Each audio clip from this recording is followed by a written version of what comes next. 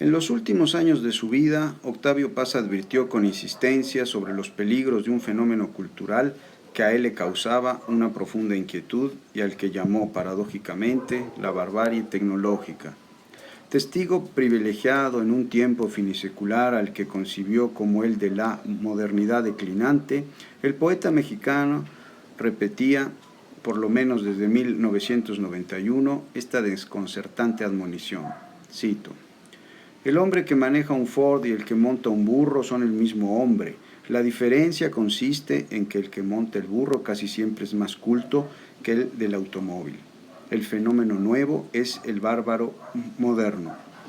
La barbarie tecnológica es la nueva barbarie. Fin de la cita.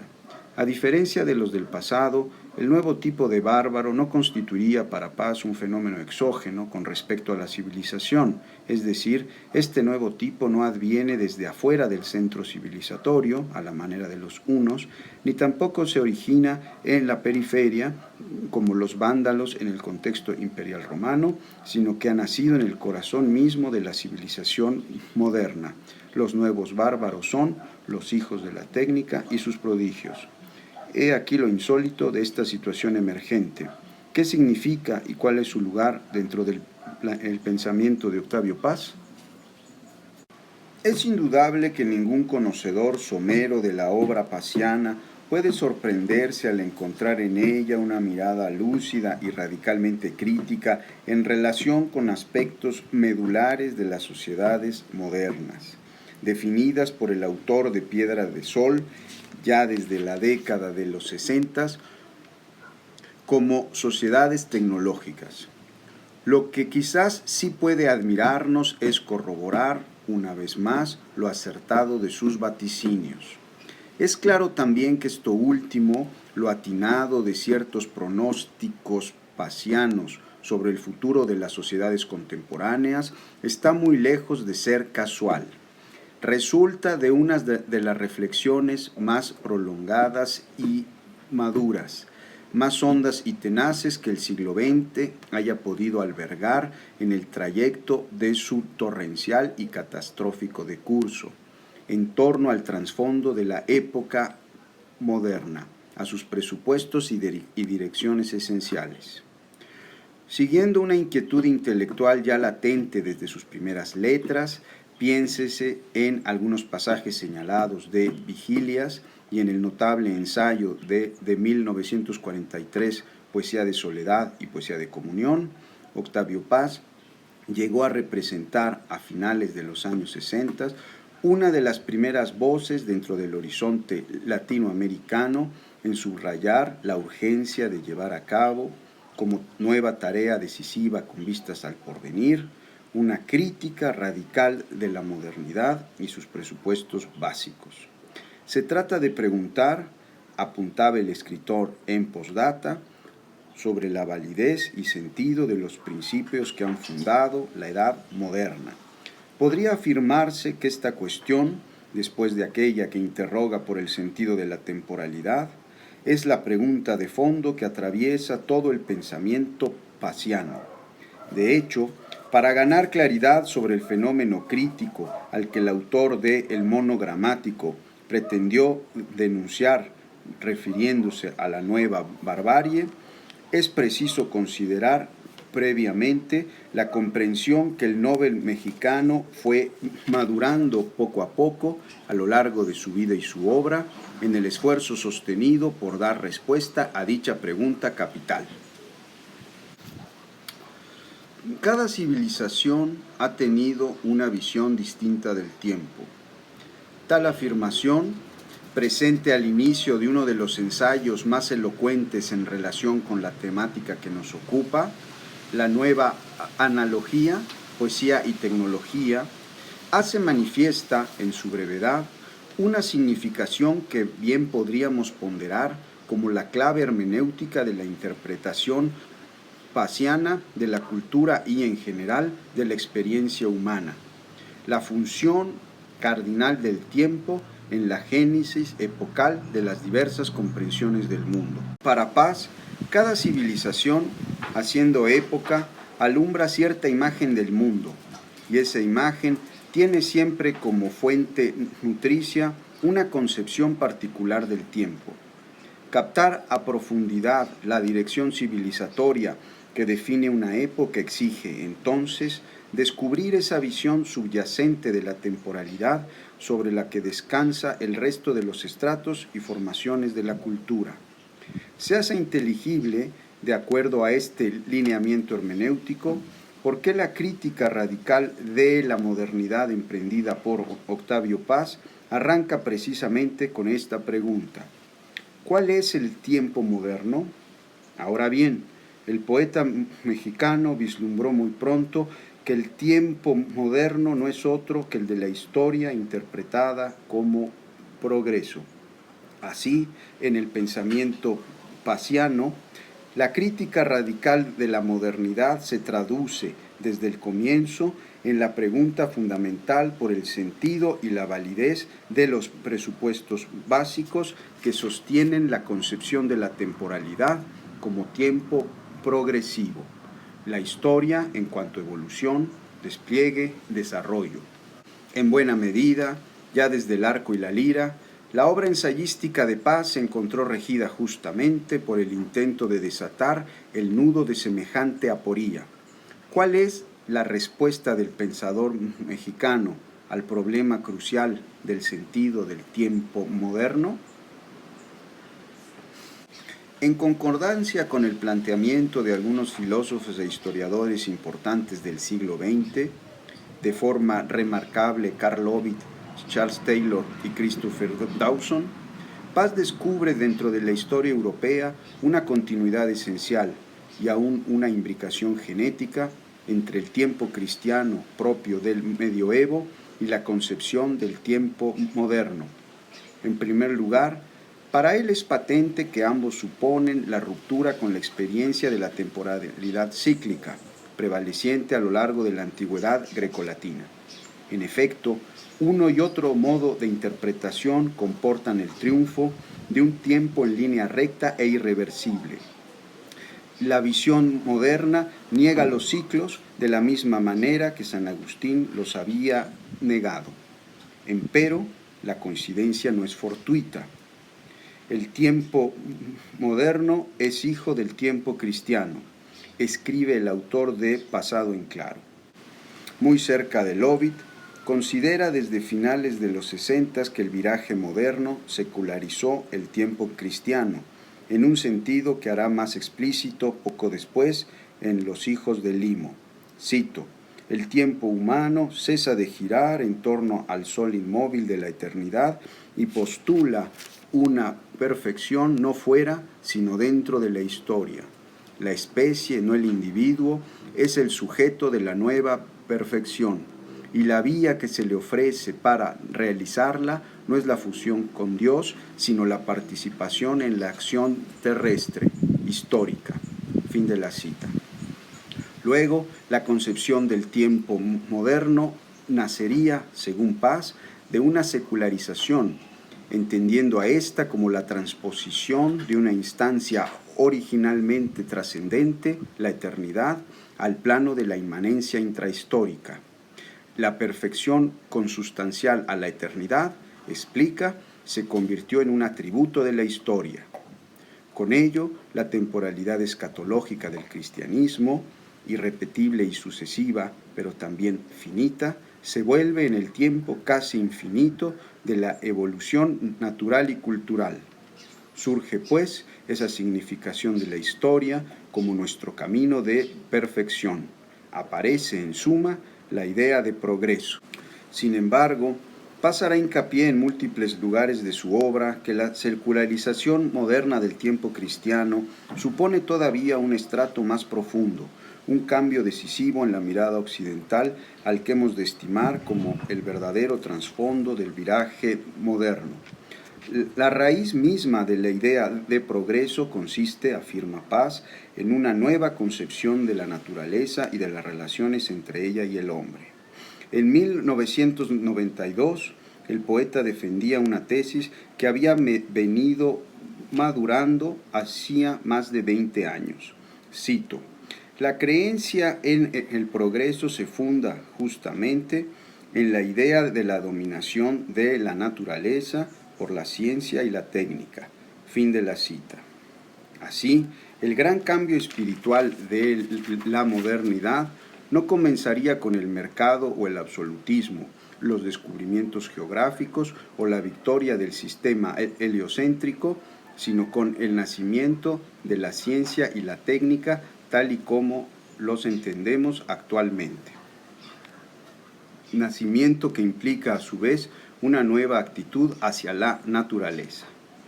Una vez más, Octavio Paz pone de relieve la herencia cristiana como condición sine qua non de la inédita actitud tecnocientífica hacia el ente natural. En efecto, la ruptura cristiana con el tiempo cíclico a favor del rectilíneo presupone para él una desacralización radical de la naturaleza. Para la antigüedad pagana, dice en entrevista con Juan Cruz, la naturaleza estaba habitada por dioses y semidioses. El cristianismo le retiró al mundo su aureola divina. La naturaleza fue naturaleza caída, como el hombre. Dentro del pensamiento paciano, el cristianismo representa, de hecho, la gran ruptura, explicita el escritor ante Rita Gibert ya en 1970, coincidiendo otra vez con las reflexiones históricas de Lovett y Charles Taylor. Frente a la desacralización cristiana del ente natural, empero, la eclosión de la cultura tecnocientífica de la modernidad no constituye para el autor de Blanco un paso atrás, sino, al contrario, otra vuelta de tuerca en el proceso occidental de depreciación y enajenación del mundo dado. La idea, surgida en conversación con Fernando Savater, gana explicitud al final de La llama doble.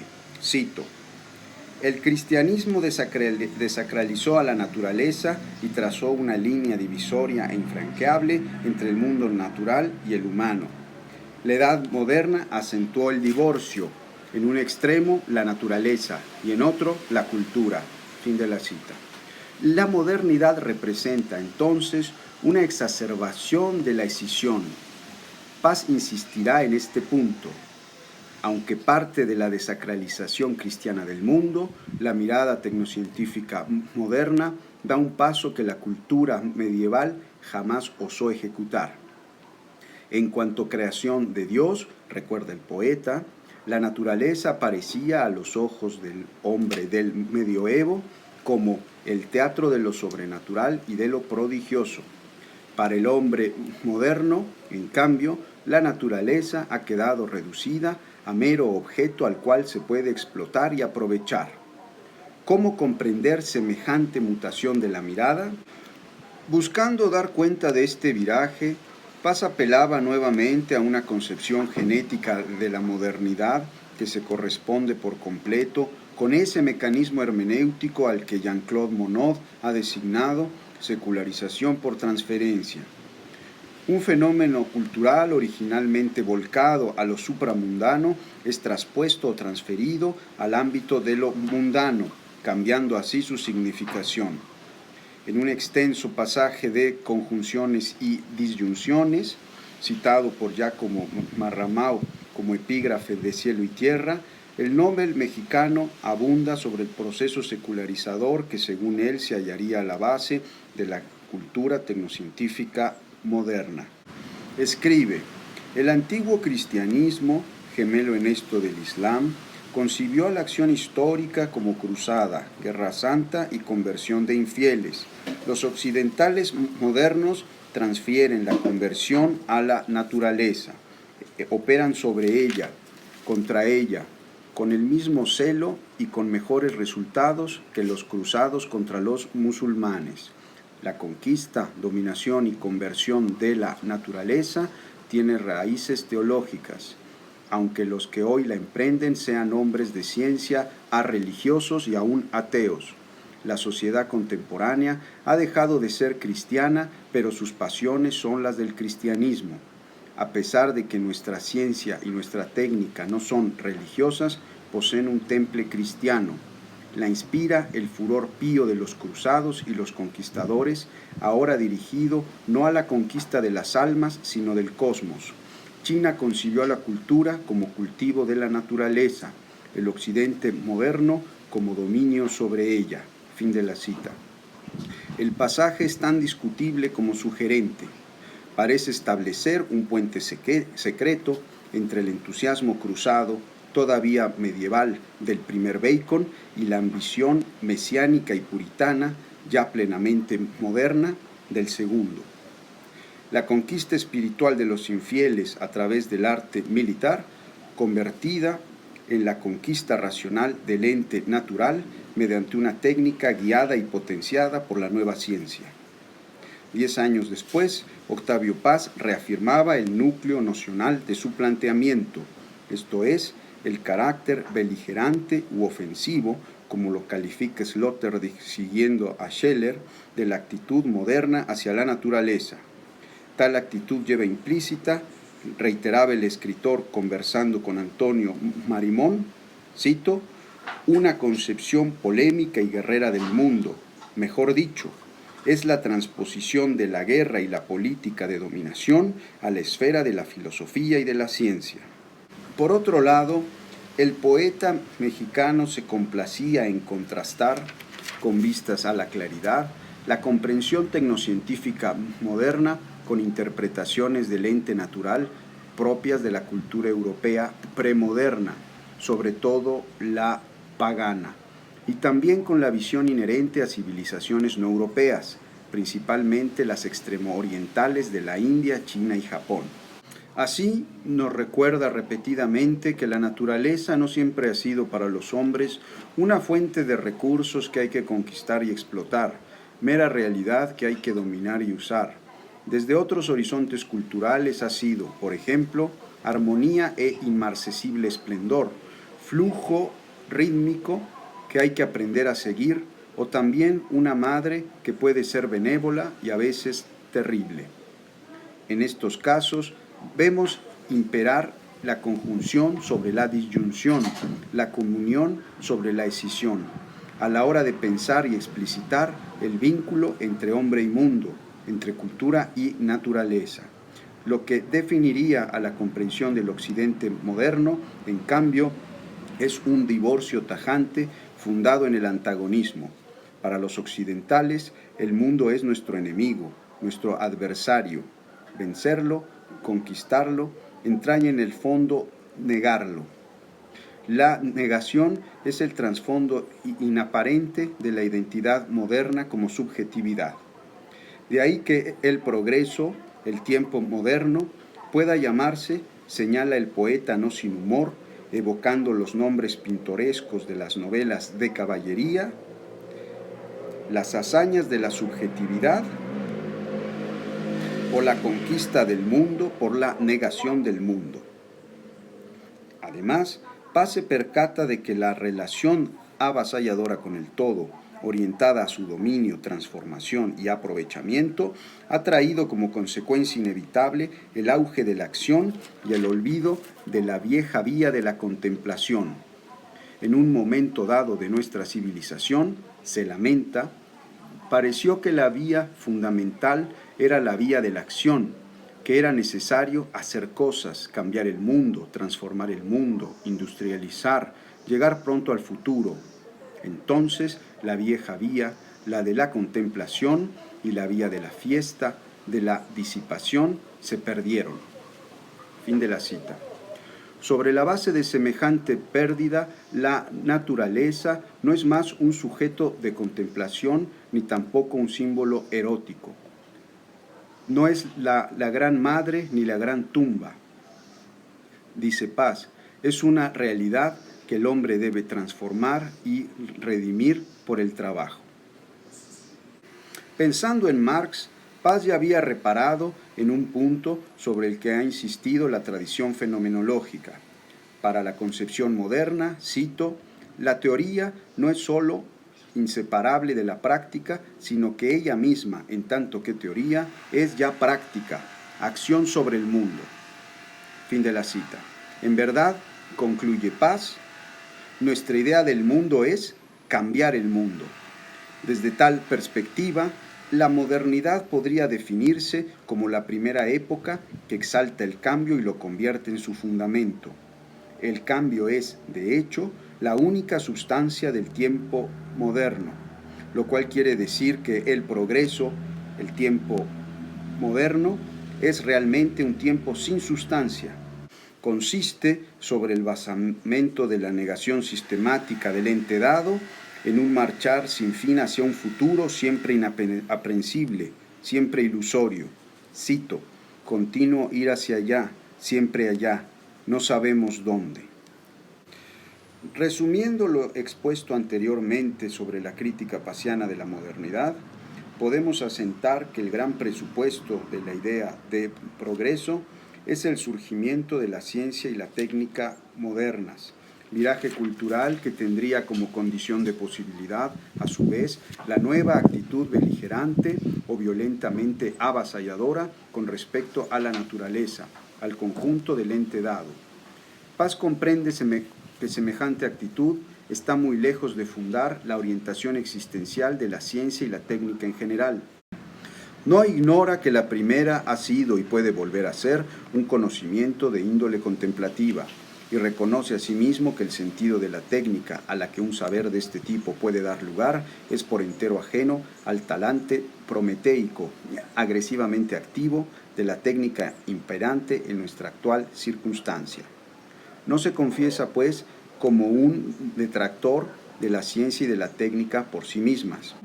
Lo que le preocupa es el olvido paulatino del conocimiento desinteresado y la hegemonía, el influjo exclusivo y unilateral de una tecnociencia a la que distingue, siguiendo a Heidegger, como la expresión más acabada de la voluntad de poder.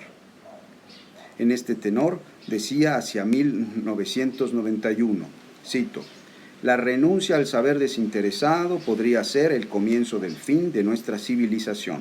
Fin de la cita. Por más simpatía o fascinación que sintamos ante la tendencia prometeica de la modernidad, habría subrayado ya 10 años antes, es imposible soslayar la hibris que la atraviesa, no ver, cito, la soberbia y la desmesura de nuestra actitud frente al mundo natural. Esa desmesura es el origen de la caída del hombre moderno. Creo que si no descubrimos nosotros o nuestros hijos esa sabiduría que es un reconocer nuestros límites, vamos a la catástrofe. Fin de la cita. ¿A dónde apunta Paz con esta ominosa advertencia? Apunta, en primer término, a que no nos dejemos arrastrar sin más por el poderío omnipresente de la tecnología, de la técnica moderna. Es perentorio detenernos y preguntar sobre su sentido y, ante todo, pensar en su falta de sentido, en su posible insensatez, ahí donde resulta asumida y puesta en uso sin crítica ni reflexión algunas. Es urgente, pues, interrogar con radicalidad: ¿cuál es la significación de la técnica moderna? ¿En qué se diferencia de otras expresiones históricas de la actividad poética? ¿Por qué y para qué? En verdad, por más avanzado que sea un artefacto tecnológico, es en principio incapaz de formularse tales cuestiones. Tampoco el ingeniero brillante, el técnico en tanto que técnico, puede llegar a planteárselas realmente. Cito, son preguntas que la técnica no se hace, no es ella, por lo demás, la que tendría que hacérselas. Fin de la cita. En su más alta expresión, la artística, aducía el poeta mexicano a mediados de los 60, el sentido de la técnica premoderna era alumbrar una obra que fuese una imagen del mundo, un símbolo y un diálogo con el mundo. Cito, lo primero, por ser reproducción de la imagen del universo. Lo segundo, por ser el punto de intersección entre el hombre y la realidad exterior. Esas obras eran un lenguaje, una visión del mundo y un puente entre el hombre y el todo que lo rodea y lo sostiene. Fin de la cita. Tal finalidad esencial desaparece en la técnica moderna. De acuerdo con su trasfondo existencial, esta no es propiamente una imagen ni una visión del mundo, no imita o representa la realidad, tampoco la concibe como una figura. Por el contrario, la realidad es para ella un material más o menos maleable por la voluntad humana. Cito: para la técnica, el mundo se presenta como una resistencia, no como un arquetipo. Fin de la cita. De ahí que tampoco valga como un lenguaje stricto sensu. Es más bien un vocabulario universal de la actividad aplicado a la transformación de la realidad. Paz establece con lucidez esta temática en un pasaje magistral de la Nueva Analogía. Cito: ¿qué dicen nuestros hangares, estaciones de ferrocarril, edificios de oficinas, fábricas y monumentos? No dicen, son funciones, no significaciones. Son centros de energía, monumentos de la voluntad, signos que irradian poder, no sentido. Las obras antiguas eran una representación de la realidad, la real y la imaginaria. Las de la técnica son una operación sobre la realidad. Para la técnica, el mundo no es ni una imagen sensible de la idea, ni un modelo cósmico. Es un obstáculo que debemos vencer y modificar. El mundo como imagen desaparece. Fin de la cita. Luego, por su significación originalmente negativa, antagónica con respecto al todo, las formidables construcciones de la técnica moderna, monumentos de la voluntad y su señorío, signos del poder humano y de su avance obstinado e implacable, lejos de develar el mundo dado, imitándolo y figurándolo, son algo que se interpone entre él y nosotros, cerrando toda perspectiva. Ubicuas son ya nuestro único paisaje, nuestro cielo y nuestro infierno. Tal pérdida de mundo es, a fin de cuentas, una pérdida de ser. Cito: el progreso ha poblado la historia de las maravillas y los monstruos de la técnica, pero ha deshabitado la vida de los hombres, nos ha dado más cosas, no más ser. Fin de la cita.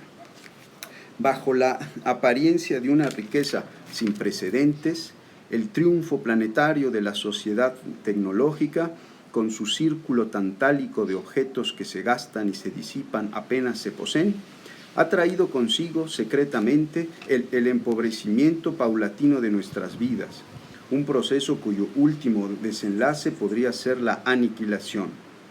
En la encrucijada de la modernidad declinante, el Nobel mexicano llegó a ver el siglo XX como un siglo desbocado que corre hacia el precipicio.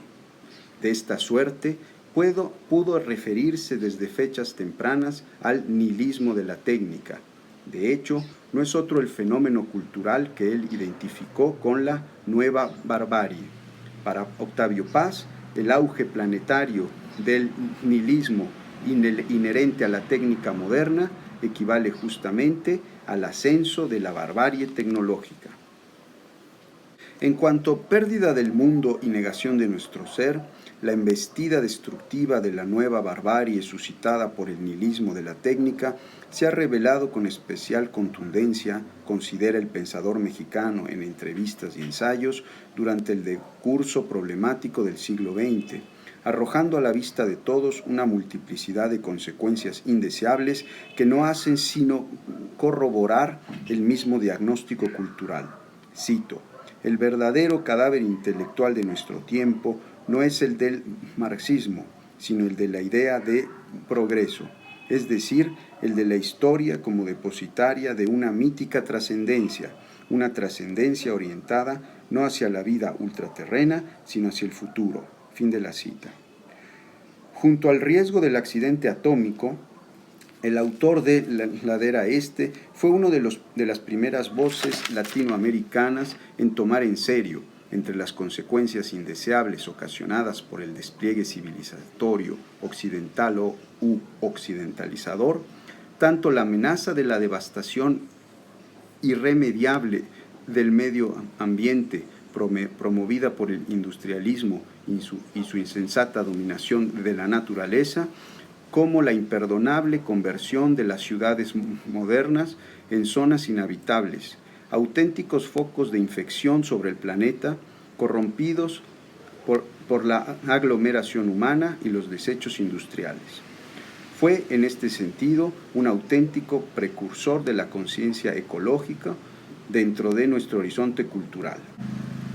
Remitiéndose a la escasa preparación moral y psicológica del individuo moderno para encarar la irrupción de la enfermedad en general y señaladamente la imprevista aparición del SIDA, esa peste contemporánea, Paz escribió lo siguiente en La llama doble, palabras de sorprendente actualidad para nosotros, impotentes y desconcertados testigos de la repentina crisis pandémica.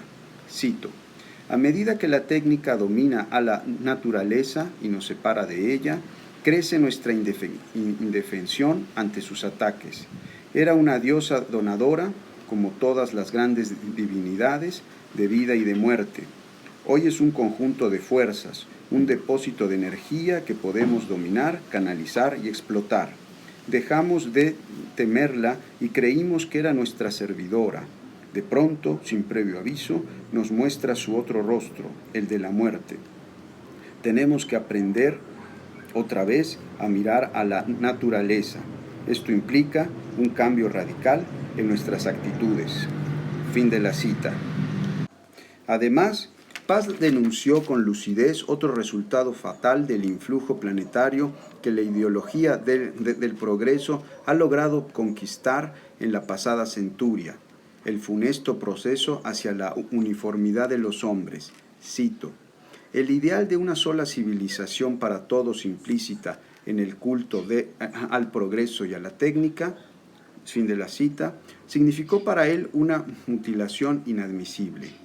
Dar por sentado como un proceso positivo el que las distintas tradiciones y culturas del mundo acaben reduciéndose a un modelo único, la civilización occidental moderna, constituye un error garrafal. A principios de los años 70 había dicho ante Rita Gibert, cito: con cada visión del mundo que se extingue, con cada cultura que desaparece, disminuye una posibilidad de la vida. Fin de la cita. 8 años después, reafirmaba esta perspectiva con mayor penetración. Cito: la extinción de cada sociedad marginal, de cada diferencia étnica y cultural, significa la extinción de una posibilidad de supervivencia de la especie entera.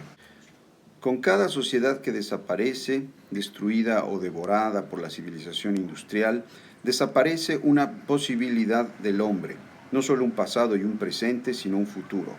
La historia había sido hasta ahora plural, diversas versiones del hombre, cada una con una versión distinta de su pasado y de su futuro. Preservar esa diversidad es preservar la pluralidad de futuros, es decir, la vida misma. Fin de la cita. Pero si la carrera hacia la uniformidad universal, con la difusión de un nivel global del culto al dinero, el hedonismo ramplón, la ignorancia y el desprecio al pasado, la vulgaridad agresiva y la indiferencia egoísta frente a los otros, es a los ojos de Paz una carrera hacia la muerte general, esa muerte puede ser también una muerte en vida. Puede ser la proliferación de individuos atomizados, carentes de mundo y de historia, arrastrados sin remedio por el torrente de las facilidades tecnológicas como por un tsunami de la desmemoria, tan pretenciosos como enajenados, tan arrogantes como desconocedores de su real indefección, de su banalidad y de su pobreza incomparable. Usuarios más bien usados y desechados dentro del torbellino vertiginoso y cegador de las sociedades tecnológicas en tiempos avanzados de la modernidad declinante. Esta es la cara de la nueva barbarie desembozada por Octavio Paz, el poeta y el pensador, pocos años antes de morir en una alocución clave, con palabras precisas y llenas, hoy lo sabemos, de una rara fuerza augural. Sirvan como reflexión conclusiva para dar remate a la presente exposición. Cito: la poesía es la negación viviente del mundo moderno. La técnica ha dado a las masas un poder inmenso y al mismo tiempo ilusorio. Abre las puertas al espacio exterior y no nos da el dominio de nosotros mismos. Somos esclavos de nuestras pasiones y corremos tras quimeras que se deshacen. Podemos ir a todas partes menos a donde de veras importa, hacia nosotros mismos. Las masas modernas no saben de dónde vienen ni tampoco a dónde van. Al perder su pasado han perdido el rumbo. Se mueven sin cesar de ninguna parte a ningún lado. Giran en el vacío. En esto ha acabado la orgullosa creencia en el progreso. Muchas gracias.